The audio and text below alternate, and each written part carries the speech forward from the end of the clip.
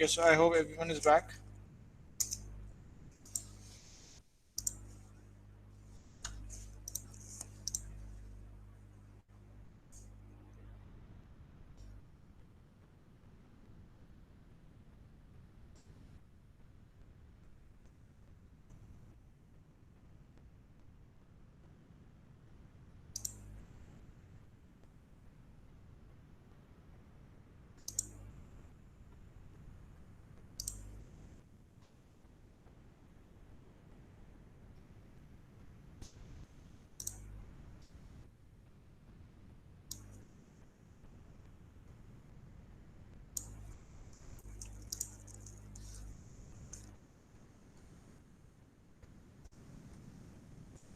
Okay, so let's continue.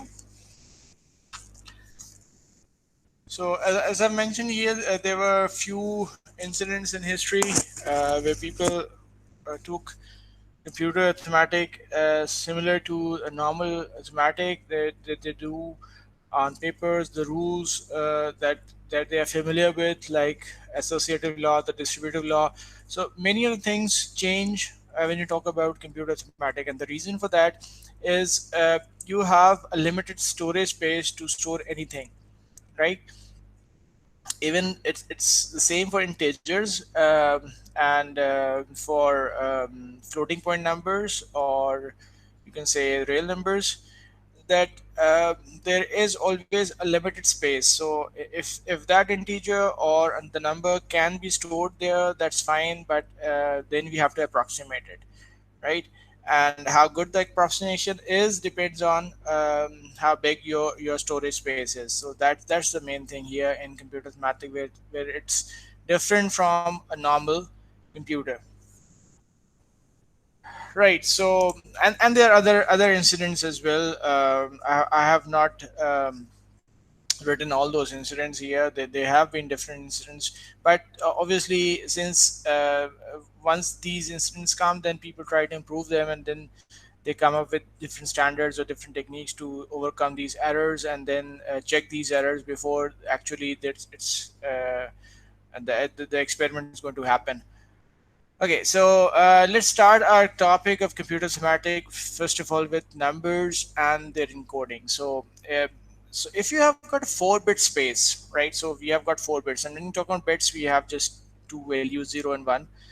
So if you have 4 bit to represent, what is the maximum numbers that can be represented? What are the maximum numbers that can be represented in 4 bits?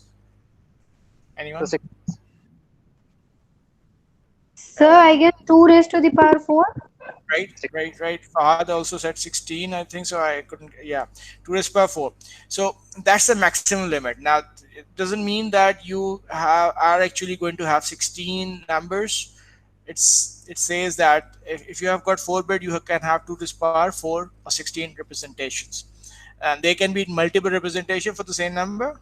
Yeah, that's also possible. In that case, the numbers you are going to have are going to be less than 16. But if you have got one representation for a unique number, then there can be maximum 16 representations. Now if you look at the slide here, it shows for different encoding schemes, if you're talking about 4 bits, what these representations could be. So let's talk about unsigned integer.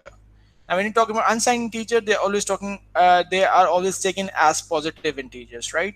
So if you have got 4 bits, the maximum you can store here is you can go from 0 to 15, right? So if you're talking about 4 bits, so we have representation. If all of these 4 bits are 0, and then if the last bit is 1, that's going to be 1, and if it's 1 0, that's going to be 2, and so on. Then if you're talking about signed integers, again, it's integer value. There is a bit here, the MSB reserved for the sign of the number, and that represents either you're going to talk about a positive number or a negative number. So if you're talking about signed numbers, there is one thing that you have to take care of, because in signed numbers, there are two representations for 0. So they can be, because we are talking about a sign separate than the magnitude part. So if the sign is plus and the magnitude part 0, that would be plus 0. But if you have a negative over here and the magnitude part 0, that would be minus 0 over here. So this is a little drawback of sign into the system. Okay, then there can be a fixed point number system. Now, again, in a fixed point number system, we are trying to store fractional parts as well. So if the point is at this place here, we let's try to see what these values are going to be in the next slide. So this can be one more scheme over here. Signed fractions can be another technique where you are talking about just the fractional part, and not the real part here, not the integer part, but only the fractional part here. Two's complement fractions can be another scheme. Floating point can be another scheme. Logarithmic numbers can be another scheme. You can come up with your own scheme as well, right? You can have your own encoding scheme as well, right? Just need a formula to drive what numbers, how these numbers are going to be represented, and you can have your own scheme as well. Now we're going to talk about how many numbers can be represented and how they are represented. So this is the timeline showing you. This is the not the timeline. This is number line. So this is number line showing you all the numbers, and then we are going to talk about one every encoding scheme. So for example, let's talk about unsigned numbers. You have got 4 bits in unsigned numbers. So you can go with all the 16 combinations from 0000 to 1111, and these are the numbers that you can store in this system, number system. Now, what would be the formula for that? Since okay, I'm going to come to um, yeah, what can be the formula for that? Because it's a simple system. So what we do is we are adding the bases, right? So whenever there is a 1, we are going to add its corresponding power of 2. So for representing that, we can have something like B or A, whatever, and that's the bit that we are talking about. And we are going to multiply it by that same power over here. So if it's bit number 0, that would be multiplied by 2 raised power 0, so that means 1. And then we can sum all of them, right? So this can be one representation here. So where I goes from uh, 0 to 3 in our case, because we are talking about 4 bits.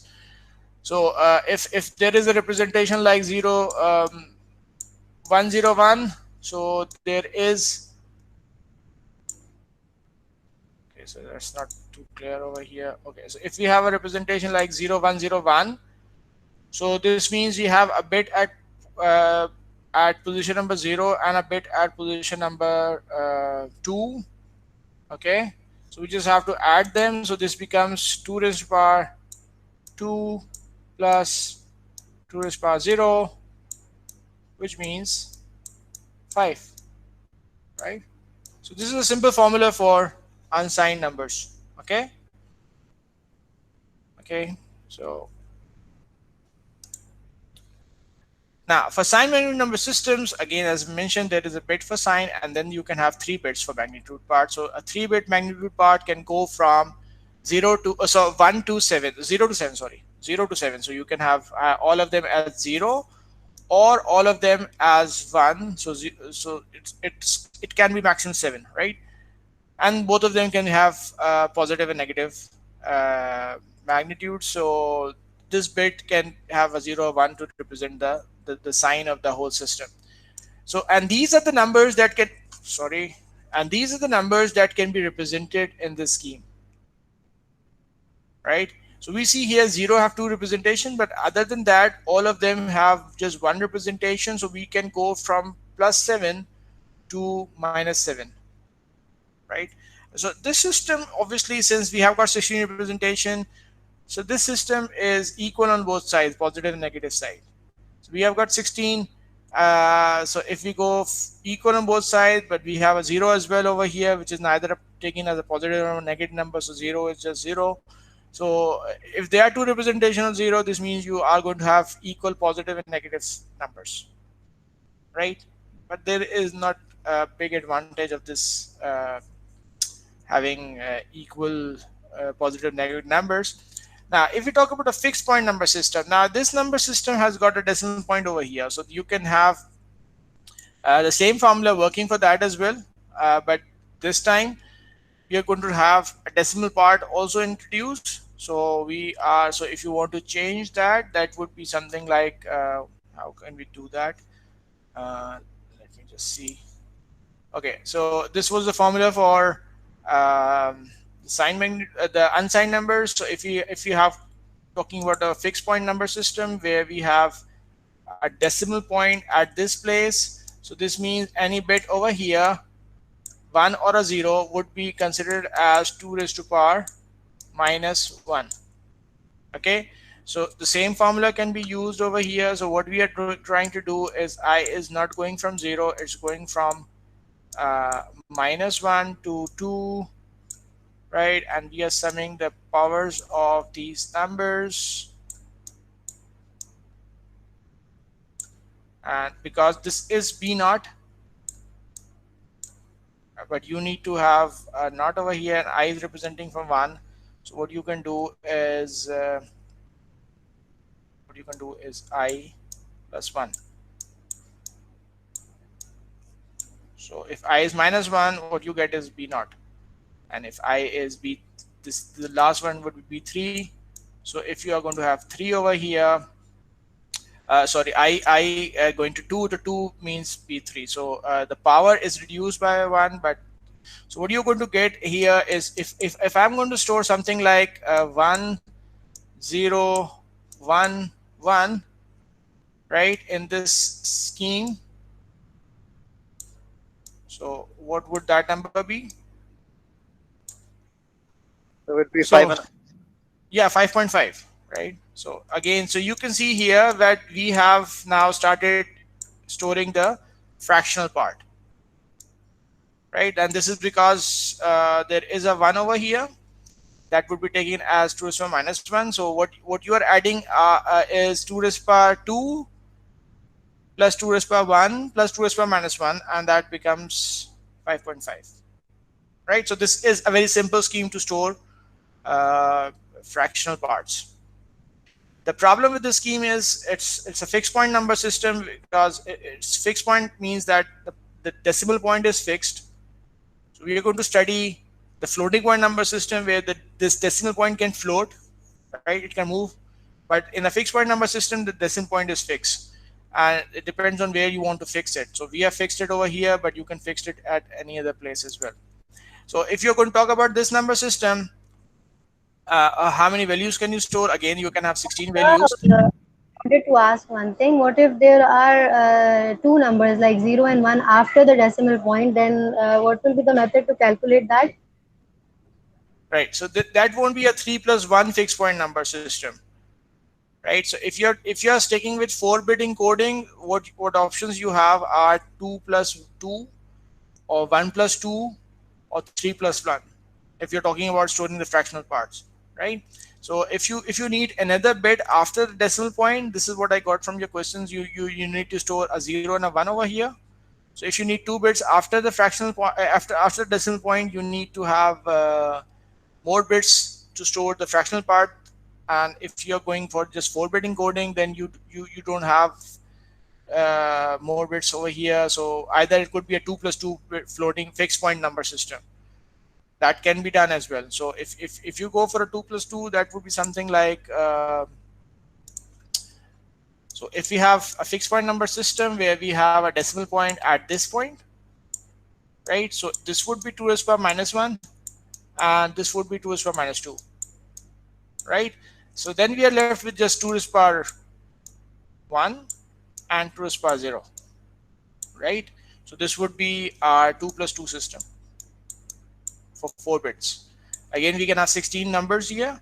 So let's say we have a representation like 1 0 1 0. So this number would be 2 raised to the power 1, which means 1, sorry, 2, 2 and 0.5 here to 2.5. And instead of 2.5. a 0 over here, if we have a 1 over here, that 1 means you upon are 2 plus 1 upon 4. that would be how much? It's going to be 0.5. This would be 0.4. So that would be 1 upon 2 plus 1 upon 4. No, this thing is point 0.5, right? This thing is point 0.5, and this is half of point 0.5, which is 0.25, Okay, right? 0.75. 0.75. Yeah, so that would be 2.75. 2.75. Yeah, 2.75. Okay, so 2.75 if we are going to have 1.011 in this system. But in the Okay. previous one here, we are going to have just one point decimal point over here. Okay. Sir, Yeah. Any other question here? yes, sir, I have one. Yeah. Sir, I was just want to ask you that is there a possibility of having a 0 and 4 possibility, 0 plus 4 possibility? That Zero the plus four is, yeah. 0 plus 4 is also over here. So we have encoding system. Yeah. This sign fraction. In a sign fraction, you're always talking about numbers only representing in a fractional part, Sir, is it right? 0 plus 4 or 0 plus 3? And now 0 plus 4 can be possible as well. Is I'm just going to come over here. probably it would be in the 6 point range. Wouldn't it Can lead be, to 5 bits? no. 0 plus 4 means that you're talking about nothing in the in the integer part and everything in the fractional part. So your point is over here, Yes, exactly. right? So your point is over here. So you can have the maximum number as 1111 and minimum number as 0000. So your minimum numbers become 0.0, because if all of them are 0, then you don't have anything to add, so that becomes your minimum number. And if you want to have all of them as ones, so this means what you're doing is you're adding zero point 0.5 with zero point 0.7 with 0.25 with 0.125 with 0.0625, right? Yeah, that's the division of. So what you are going to get is these three. If you add these three, that would be zero point 0.8, 0.875, and if you add 0.875 with 0.625, you can do the addition yourself. So you are going to get That something will like, be 0.9375.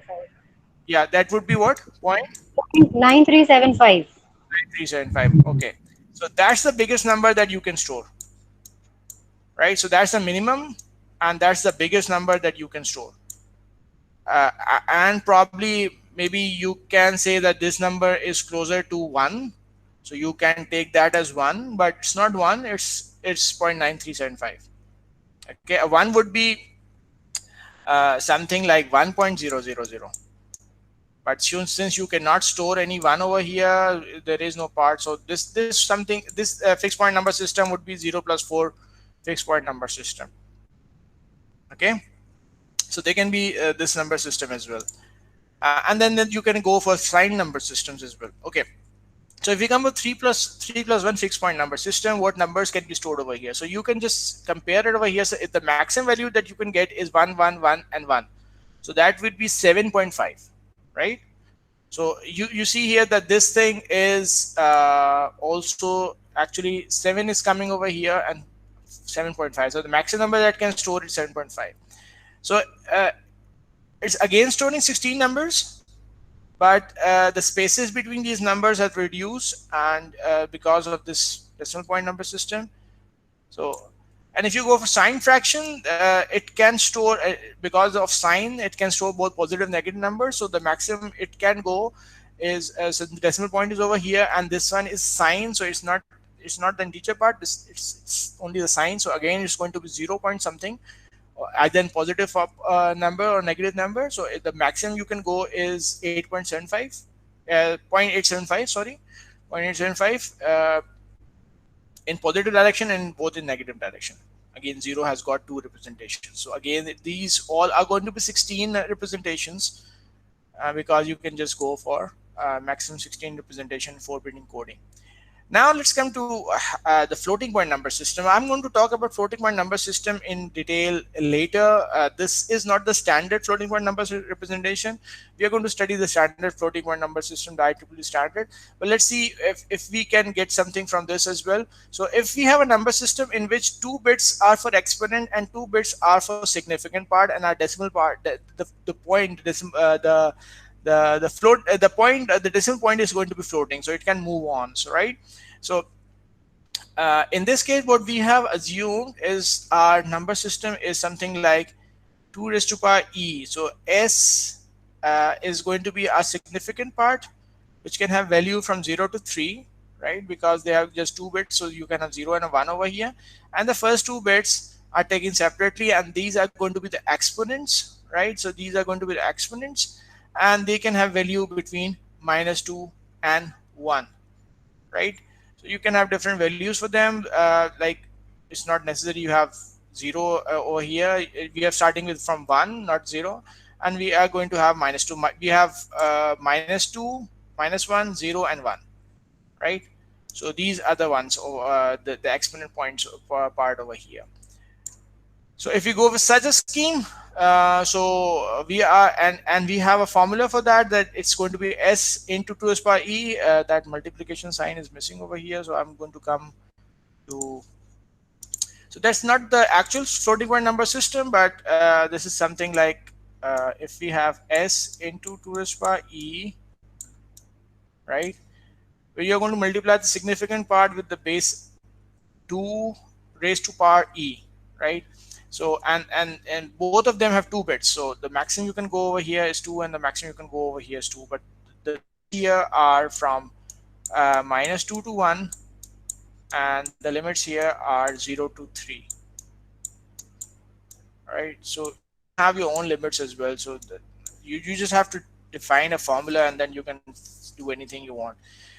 And remember, there is no bits to store the sign of this significant part. So we are talking about all positive numbers. So if you have got 2 bits from there, so the combinations you can have are just these combinations: uh, 0 0 0 1 1 0 and 1 1.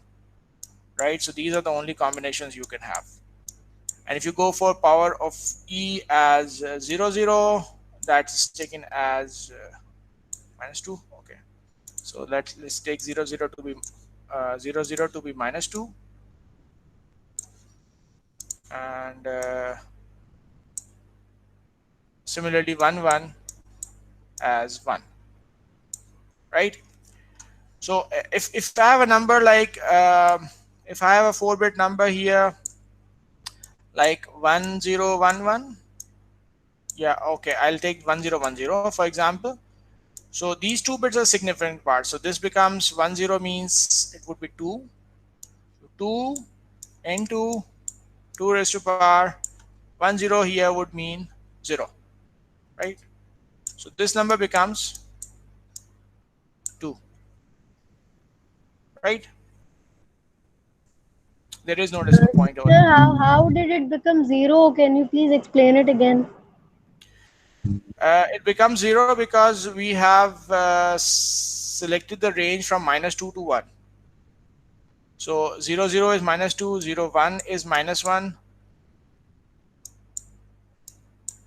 1 0 is then 0, right? This is the range that have been selected. So you can have a different range as well, but this is what we have selected. So 0, if these 2 bits would be 0 0, that would be taken as -2. If these 1 2 bits 1 are 1, 1 1 if will be taken as 1. yeah, if it's taken as 1 1, if I have a 1 1 over here, that would be then 2 raised to power 1 in this case. So that number would become 4. So it's not going to be 2, it's going to be then 4, right? So these are again systems. So if I go for another scheme here where I'm not going to take numbers in अम्मा बड़ी पप्पू नारी लेकर आ रही है, अम्मा कह रही थी. सही है. if uh, if we can have a number scheme in which we have numbers represented in, say, from 0 to 3 again here, that's going to be all numbers in the positive side, which are going to be quite high, right? But because of this exponents value coming in minus negative forms, you can have fractional parts as well. But if you're going to take something like this, it's going to increase the range. That's also possible, right? So if you go for this scheme here, this number 1011 would then be 2 raised to power 11 would be 3, so it would become 2 raised to power 3, which means 2 raised to power 3 is 8, and 2, so that number is going to be bigger. So it can store up to 16 also over here, right? And the maximum number that can store, if you're going for this scheme, then if you have a 1 1 over here, that would be 3 into 2 raised to power 3, which would be how much? 24. Okay, Yes. so it again depends on what ranges you have taken for significant and what ranges you have taken for exponent, and then you can design your own system over here. Okay, so let's come back. So you can have a logarithmic number system as well, and you can go through that yourself. Again, it talks about logs, storing numbers in the log form, right? So I'll just move on to our next topic. So this is just an introduction. So people, you know the coding schemes, but perhaps you have not studied all these numbers, and there are other encoding schemes as well. You can build your own scheme. You just need a formula for that, and then you can easily build your own system, right? So for example, in the scheme of 2 plus 2, what we see here is there are 4 representations of 0. Why? Because the significant part can be 0. So any number, if you are going to multiply it with 0, is going to get you 0. So if the significant part is 0, and there can be 4 different possibilities where you have got significant part of 0, you are going to get zeros over here. And the maximum that you can store over here is if you have 2 raised to power 1, which is the maximum value over here, and the maximum significant part is 3. So 3 into 2 raised to power 1, which would mean 6. So 6 would be the maximum that you can store, as you can see over here. That 6 is the maximum that can be stored over here. And then there are, you can see here in the floating point number system, there are different ranges. So actually this is not the standard, because you can see there are multiple representation of the same numbers, which is not good because you're wasting these representations. And you can store some numbers which are very close to each other, but then the range is a bit sparse, and then you can store bigger numbers, right? Okay, so this was about encoding. Before we go on to our main topic of computer arithmetic, we are going to start with adders, and then we are going to continue with multipliers and dividers, and then we are going to come to the floating point number systems and the standard floating point number system, and we are going to talk about the adders and multipliers of floating point number system. Is any question here? No, sir. Okay, so adder is something that you have all studied earlier as well. So when you're talking about adders, you know very well what half adders are and what full adders are. Uh, yeah, Shirina, can you have your mic muted, because there's a little noise coming from you. Okay, Okay. thank you. Right. So when you're talking about adders, so we know what half adders are. So when you talk about half adders, we have 2 bits that are input, and then these are and the result is going to be 2 bits as well, and there is a truth table for that, and you have studied that in your earlier courses. I don't have to repeat that. And you talking about full adder, we have got 3 inputs, and again you have 2 outputs here. So both half adder and full adders are going to give you 2 outputs, right? So why are we interested in this? Because we are going to discuss about adders. You know how a simple adder can be made through full adder or a half adder. So you just have to add those bits, and if you go for the form, the logic expression for that, so we are basically XORing all these 3 bits to get an in or in and form. This could be represented like this, and then they have got 2 out. The second output is a carry out, and which could be represented like this, right? Okay, so now if you're talking about a sign magnitude adder, uh, this adder part over here that's shown over here, it's actually the half adder, the full adder that we have described. So since we have taken 3 bits over here, so it's going to be a full adder. So that's the full adder that you have over here. Depends on the number of bits, you need multiple adders. So in assignment number system, the only reason to show you what assignment number adder is because to see how complex it gets. It has a completely different control part over here, which is going to take the sign part and then is going to decide, depending on which of these number is the bigger number and whether they have the same signs or different signs, what should be the output sign, right? Or depending on the signs, if they are different signs, whether we have to, if they are same signs, we have to add, and if we have different signs, we have to subtract. And then there is a selective complement with only one of the inputs. It's because that you don't need another complement for y, because you can have a selective complement the output as well. So but just looking at this, you are going to see that it's not a very simple adder. You This is your simple adder, but it has got some complementary circuits as well. Over here there are different signals going to this control unit, which is going to decide on the sign, and then there are some sub signal coming from the control units to the adder, which is going to decide whether you have to add or subtract. So this adder is going to work both as an adder and subtractor in this case. So this gets a little complicated. While if you're talking about a 2's complement adder, it's a very simple adder. So you can see here you have just a single adder. So this is both a 2's complement adder and subtractor. So we have an adder over here which can work as x plus minus y. Uh, so you're familiar with 2's complement number system. Maybe I skipped that scheme, the encoding scheme, so I forgot to mention 2's complement number system. Uh, let me just go through that once more. So 2's complement is the most common scheme. So when we are talking about encoding scheme, maybe I missed that encoding. I'll come to that just in a minute.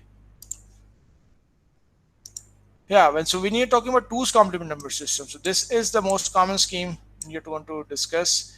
So in a 2's complement number system, it's a little different than sign magnitude system. So you can store both positive and negative numbers. So if you're talking about a 4-bit 2's complement number system, again you have got 4 bits, but this time we don't have a bit reserved for sign. We need to embed the sign within that number, right? So we have to embed the sign somehow. So the way to embed the sign is take this MSB having a negative weight, right? So this MSB is going to have a negative weight. So if this bit is 1, you are going to have a negative magnitude. And because this is the highest power, so for example, if you're talking about a 4-bit system, this is going to be 3 over here. So 8. And 8 is going to be negative. So if you have a 0, don't you have a charger, Mr. Imtiaz?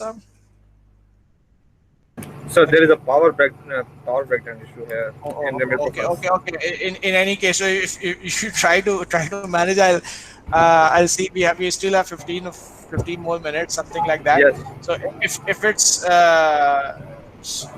going to finish, then it's no No, problem no. because I have maintained your attendances here. So you Okay, sir. people are on. I'm just trying to let you know that. I'll, Yeah, that's okay. That's okay. That's okay. Thank you, sir. Thank you so much, sir. Yeah, yeah, it's okay.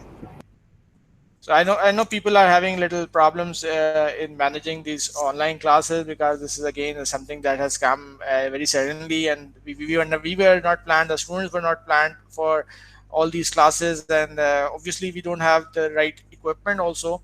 So somehow we are trying to not waste our time and go on with our studies, right? Okay, so what I was discussing was that the highest weight is given to a negative number, right? So that is going to -8. And if I have all of these as ones, if I add all of these, that would give me 7, right? So if I have a 1, sorry, if I have a 1 over here, that's going to give me a weight of -8. And if I add all the remaining, that's going to give me 7. So if I add all of these together, still I'll get a negative number. Okay, so that's the maximum that I've added, and still I'm getting a negative number.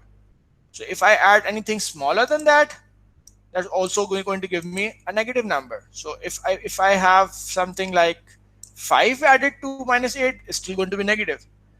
0 added to -8 is still going to be negative, right? So the way to describe positive negative numbers becomes a little easier. So if I have a 0 over here, all my numbers are positive because I'm not adding that negative weight, right? So what I'm getting is same as the signed numbers, the unsigned number system, right? But if I have a negative weight, which would be represented by a negative weight, or which would be represented by a 1 at the MSB, but this is not the same as the 1 of the sign magnitude system, because in that number system, that 1 was representing -1. Here, it's actually -8 if you're talking about 4 bits, and then anything other than that is going to be added to it. Is going to give you your final answer. So it's 1010 is going to be -6. So in a signed number system, in an unsigned number system, 1010 is actually 10, but here the MSB is going to have a negative weight, whatever that power is. So if you have got 4 bits, so that becomes 2 to the power 3. So if you have got say 10 bits, so we have got 10 bits to store, so that becomes 2 raised to the power 9, which is 512. But that 512 is with a negative magnitude, right? So if you combine all the other numbers together, so sum all of them from 2 raised to the power 0 to from I to the power 0 to 8, what you're going to get is 511, right? So it's always going to be 1 less than this number. Okay, so if you add 2 to the power 0 to plus 2 to the power 1 plus 2 to the power 2 till up till 2 to the power 8, what you're going to get is 511. It can't be 512 or greater than that. So this means that if I have a 1 over here, I'm always going to get a negative number. And the good thing about this number system is we have just one representation for 0. Okay. So sign magnitude system, I'll just come back to my any question here?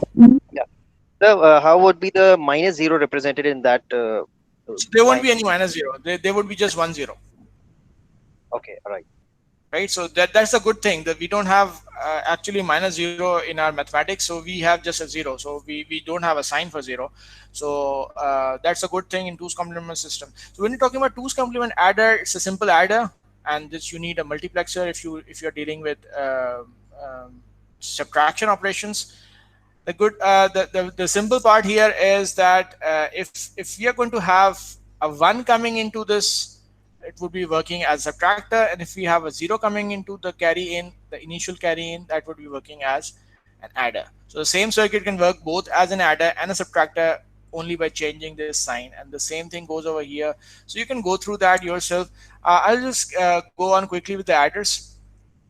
Here's some diagrams of how to build simple adders using full adders and 2 half adders. So a full adder is implemented using 2 half adder. Here a full adder is implemented using multiplexers. So you must have studied these probably in your digital logic design courses. So they are different implementation how to make an adder. Okay, now let's come to our first adder.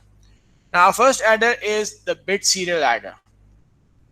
Now in a bit serial adder, you have a single full adder, and then you have got 2 registers holding the number, and at every cycle what happens is 2 bits come into that, and then there is a flip-flop holding the carry of the last number, the last number added, and then that carry is input also to the full adder, and then it's going to give the sum bit and the carry bit, which is stored in the full adder for the next operation.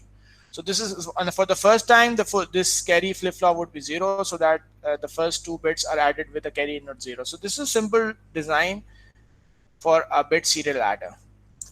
Then let's talk about the carry propagate adder. That's the the ripple carry adder, sometimes also called as the carry propagate adder. So in that case, what happens in the ripple carry adder is um, we are going to have multiple full adders.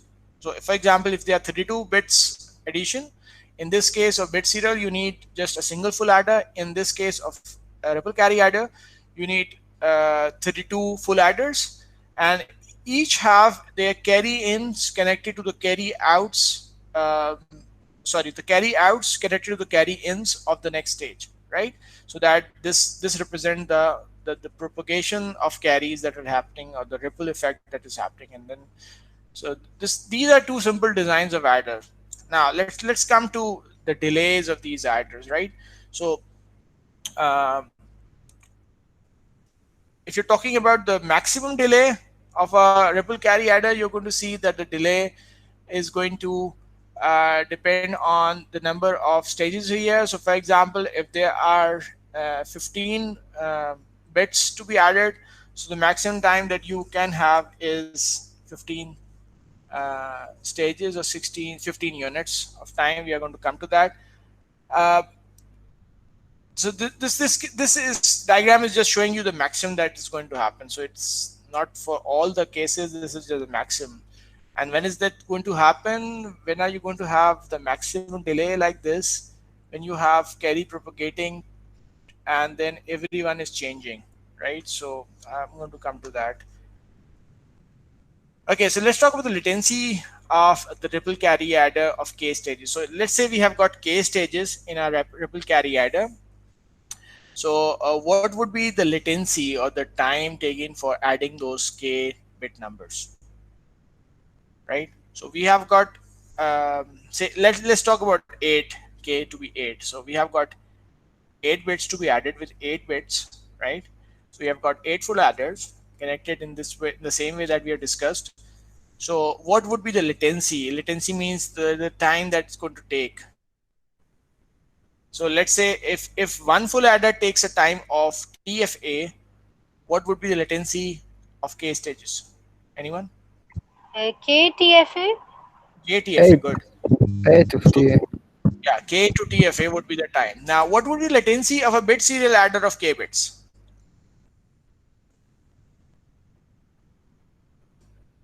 Remember, in a bit serial adder, we have just one full adder, and then we have registers which are holding those 8 bits, and each time one bit is going to come, and then you are going to add that. So what would be the latency of adding 8 bits in a bit serial adder? So it will Same. How it, much? it will 8. only be K, I guess, and then the time that the registers will take, I guess. Um, okay, so what have you said, Said?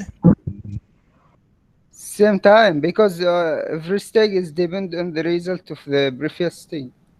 Right. So if the full adder is taking TFA, you're saying that it's also going to take KTFA. Yes, maybe. I think. Okay. There is a little problem in that. I would say bit serial adder, the time of latency bit serial adder would be a little higher than ripple carry adder. It's not going to be very significantly higher, but the reason for that is in a bit serial adder, we are actually not talking about the propagation delay of the full adder. We are talking about the clock time, right?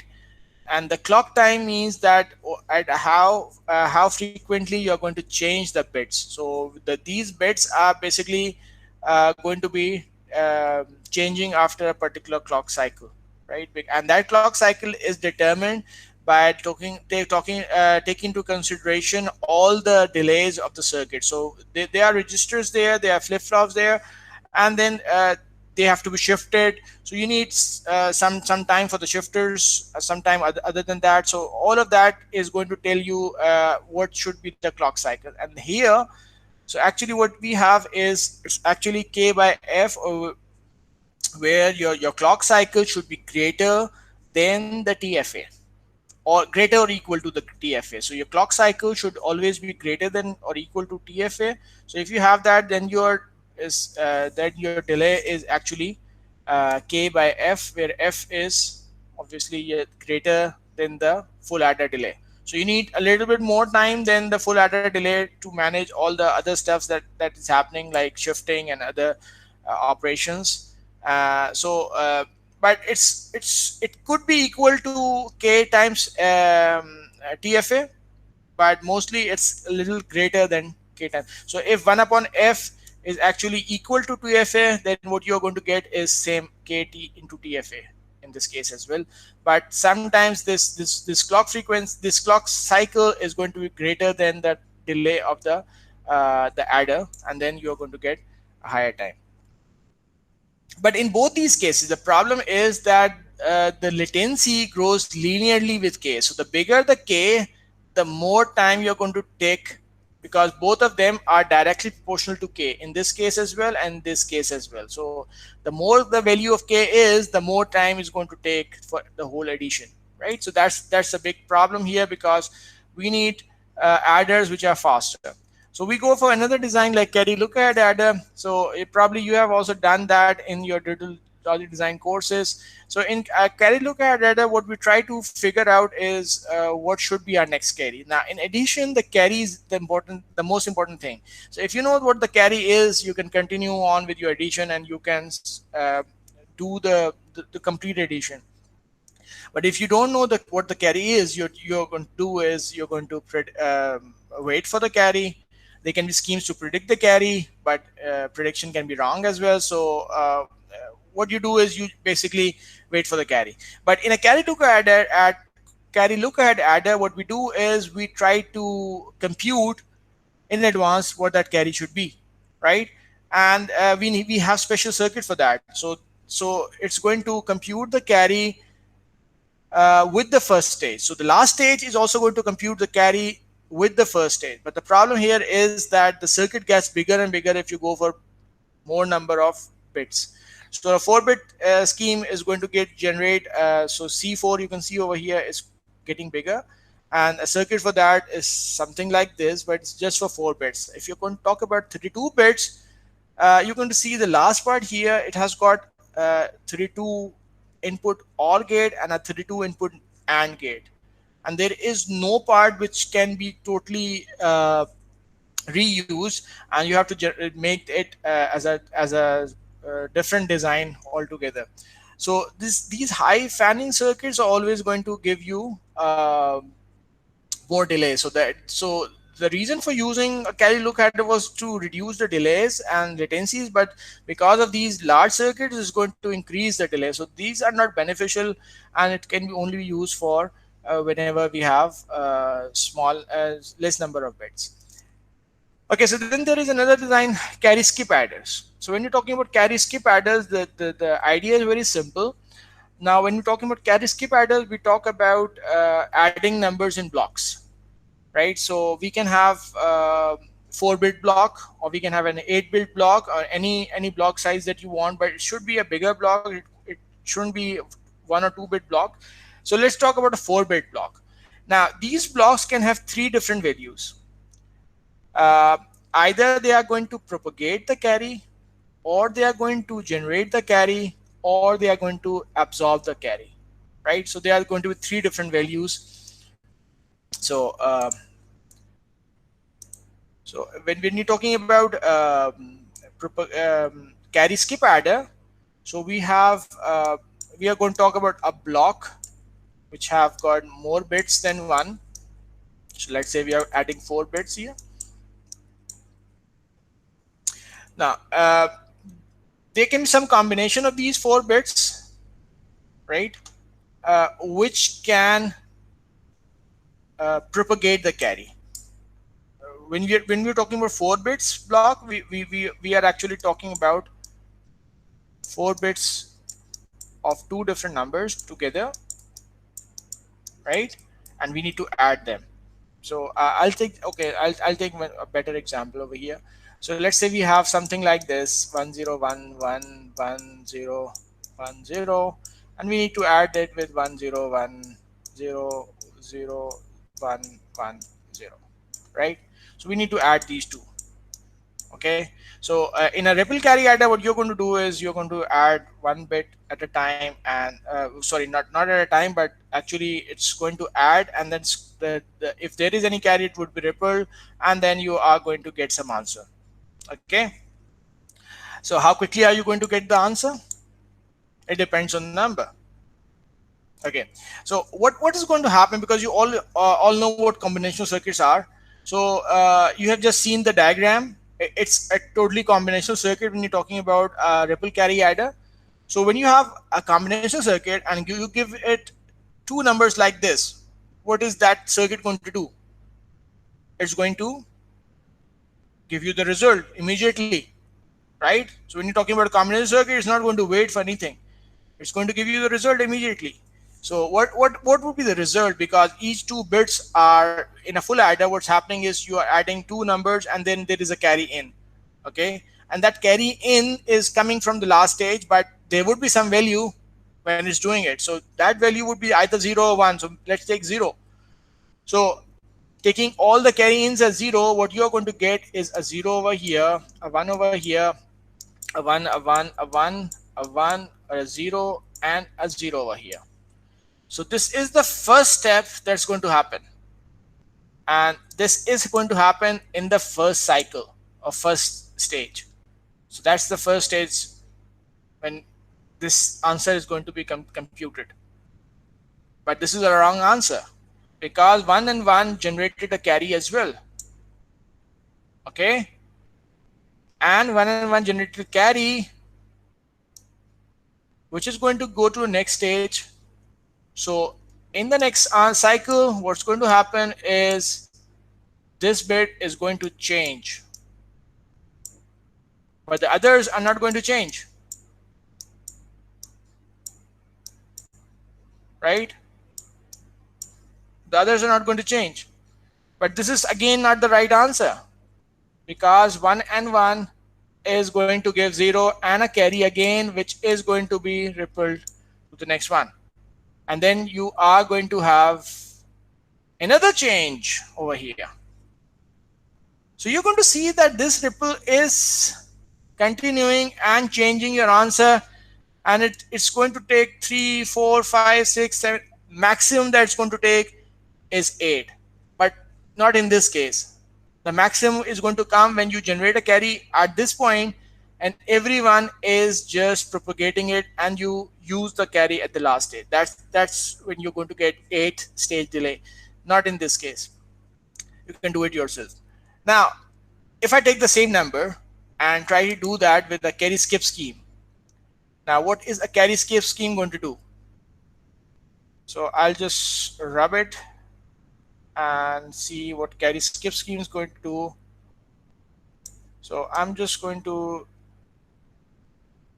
yeah, it's going to take more time to go to the next frame, but do I have a, okay, there is no option of a bigger eraser here. Okay, so I've tried to erase it as much as possible. Okay, so now what happened in the carry skip adder is we divide it into some blocks. So we are saying that these are our two blocks. Okay, so first 4 bits and next 4 bits. Now each block can have 3 different, can be either a propagating block, it can be a generating block, or it can be an absorbing block or a killing block. So it's going to kill the carry or absorb the carry, it's going to generate the carry, or it's going to propagate the carry. Now by looking at these two numbers, what do you see is going to happen? Is it going to generate carry, or is it going to propagate carry, or is it going to absorb carry? Can anyone answer that? Sir, I think it's a carry. I couldn't understand what was the answer. It will be the generating one. Yeah, how have you decided that? By adding, really, I guess there is a one bit being generated after adding all the numbers. Right. So if you look over here, if you look over here, you're going to see that there is a 1 and a 1 over here, and the next two are having a 1 0 combination. So it doesn't matter if you have a 1 coming in or a 0 coming in, right? It doesn't matter if you have a 1 coming in or 0 coming in, this block is always going to generate carry. Okay, I'll repeat. So if this block was somewhere in between a bigger number and it was waiting for some carry to come in from other side, it need not wait for any carry to come in from some other block, because there is a 1 1 combination over here and the next two are combination which have a 0 and a 1. So this means it's always going to generate a carry. Okay, what about this block? It has a 1 0 1 0 1 0 and a 1 1. Again a 1 1 at the end. It's always going to generate carry. So even if you have a 0 or a 1 over here, it's always going to give you a 1. Now we know from the start that it's always going to give us a 1, and this is also going to give us a 1 because they both are generating blocks. Now this then means that this bigger number 8 plus 8 is reduced to a 4 plus 4 addition, because if we know from the first cycle what our exact carry is going to be, it's going to break that chain. Okay, so what this carry skip adder has done is it has broken the chain.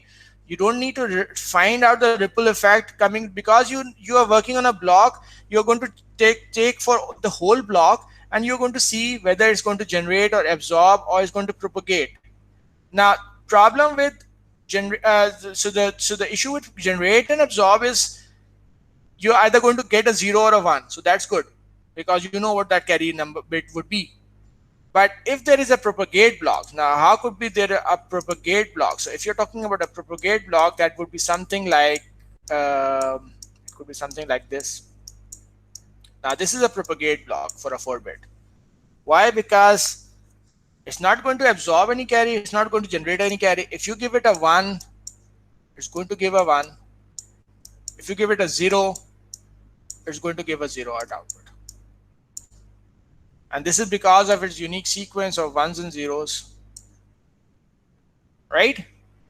So if now this block is a little tricky block because it's waiting for its carry, right? So remember again, so a generating block is going to know in advance what its output going to be. An absorbing block is going to know in advance what its output going to be. So a generating block is only always going to give a 1. An absorbing block is always going to give a 0. But what about propagating block? So a propagating block, it is a little tricky thing. So it's going to wait for its carry input. But once it's there, it doesn't have to propagate it within the block, because the propagating block, it's going to simply give the same number at its output, right? So if it's a 1, it's a 1 over here, and that's going to happen in one cycle or half a cycle, whatever, right? So I'm going to come back to carry skip adder and look at the design. So you people have you have asked me some questions here. What is that? Why not 16? Okay, if we have blocks 1 1 1 0 and 0 1 1 0, then that's okay. That's not a problem. So if you are saying 1 1 1 0 and 0 1 1 0, again, this is still a generating block. Why? Because you have a 1 1 coming over here, and the next is a propagating sequence 1 0, right? So it's always going to give you a 1, right? If you have something like this, uh, this is always going to be an absorbing block. Why? Because there is a 0 0 at the end. So whatever carry is going to come from that side, you're always going to get a zero over here. Okay. So the question, I'll come back to my slides here. So when I'm talking about carry skip adder, so we divide the bigger adder into different blocks, and then we find out what that block is. It's going to propagate or generate or it's going to absorb.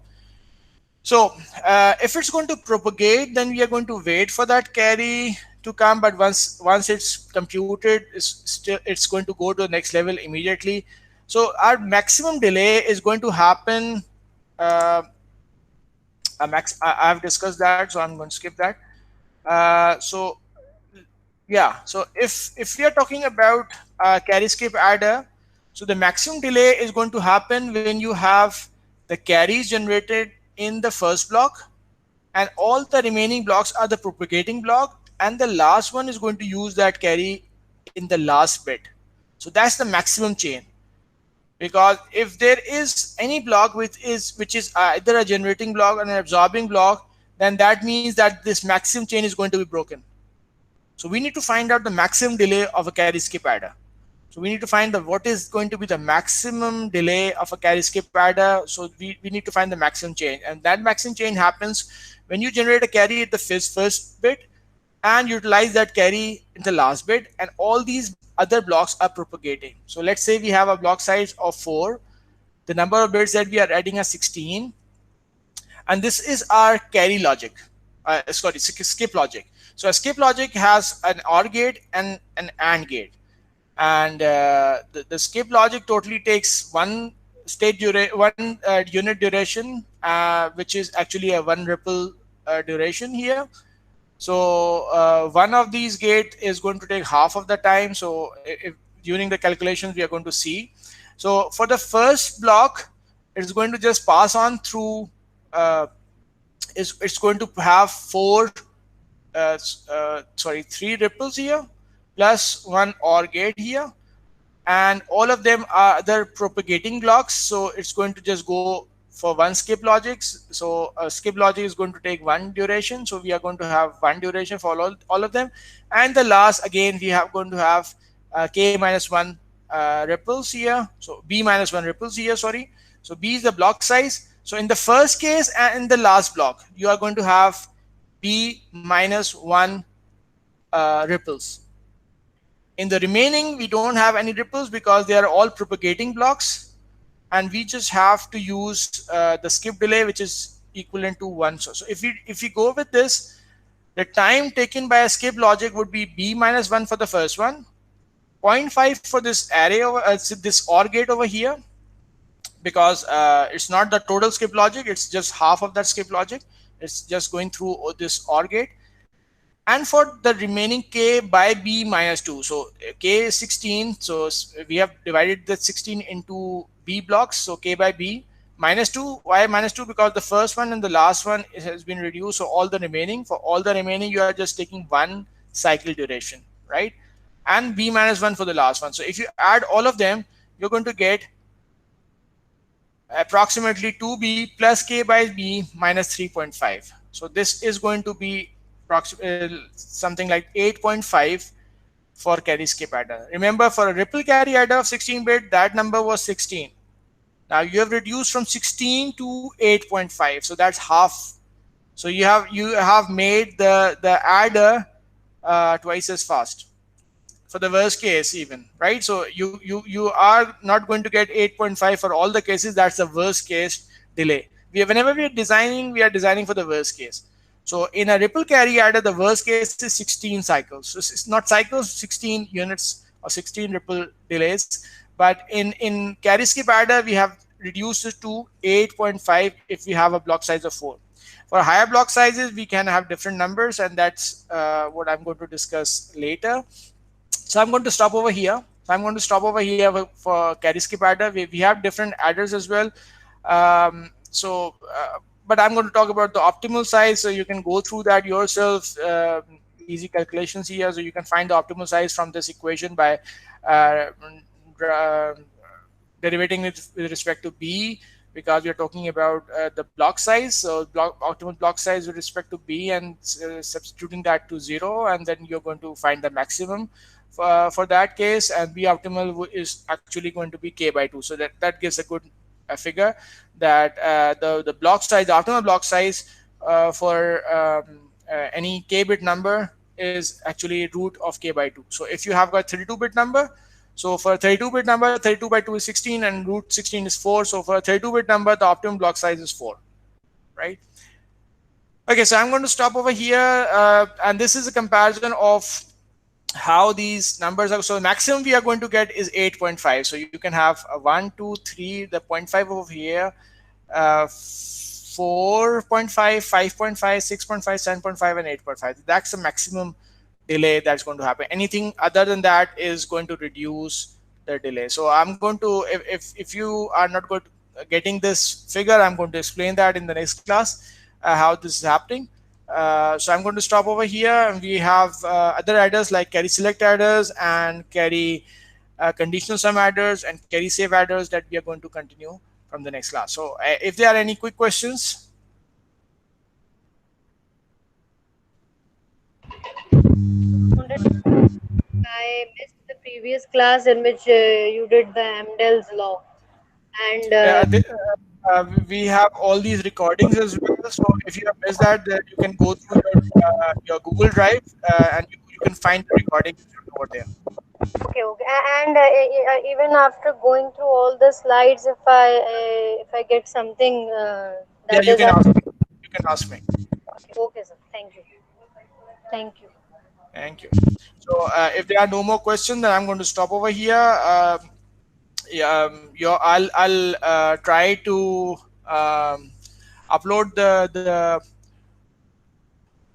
the book chapter from where I'm teaching this. So if you want to read that yourself, you can do that as well, right? So I'm going to upload the book chapter for the Barrows programming book. I'll see if I have that. I don't remember if I have that, but I'll try to upload that if I have that. Okay, and then so you have to do the assignments for the chapter one of Hennessy and Patterson, and continue with whatever how the continue with the questions that we have studied in our class, and leave all those questions which are not covered. So there are many exercise problems at the end of that chapter, but you can do whatever you find easy for yourself. Okay. Okay, sir. Okay, so thank you. So we are Okay, going to sir. continue from carry skip from carry select adder from the next class. So till then, okay, Allah Hafiz. Allah Hafiz.